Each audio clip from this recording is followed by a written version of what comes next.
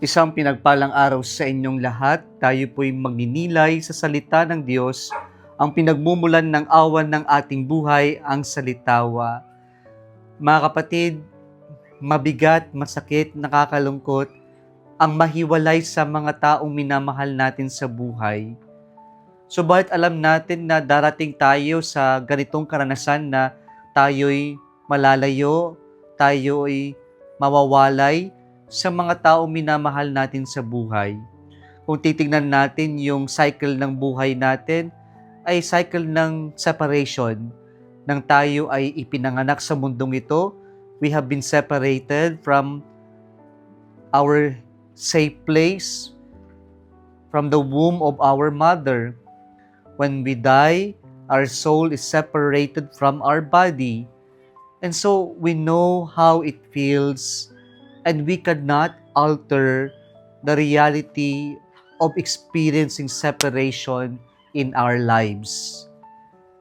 Sa buhay natin, may mga maliliit at malalaking pagkawalay, pagkalayo sa mga bagay o mga taong mahalaga sa buhay natin. Subalit may mga talagang paglisan, paglayo, pagkawala ang kailangan. Bakit ito kailangan mangyari? To bring about better or greater good. A new beginning, a deeper relationship, and better chances para sa atin. And so when something or someone is taken away from us, something greater is surely will be given to us. Kaya sabi ng Panginoon sa atin, "But I tell you the truth, it is better for you that I go, for if I do not go, the advocate will not come to you." Nais ng Diyos na yung sa kanyang paglisan, meron naman mananatili.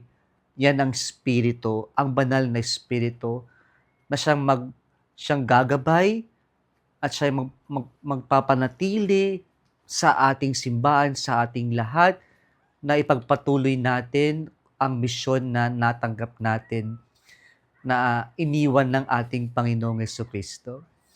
Kaya mga kapatid, wag po sana tayong panghinaan ng loob o kaya naman mawalan ng pag-asa kapag mayroon po tayong karanasan ng paglisan, mayroon tayong karanasan ng pagkawala, sapagkat ang ibig sabihin lamang nito ay mayroong maiiwan, maipapalit, na marahil mas maganda, mas makabuluhan kaysa sa nawala.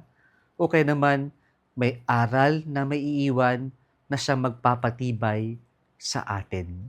Kung nagustuhan mo ang video na ito, huwag kalimutang mag-like, i-share at mag-subscribe sa Salitawa Facebook page and YouTube channel. Muli isang pinagpalang araw sa inyong lahat.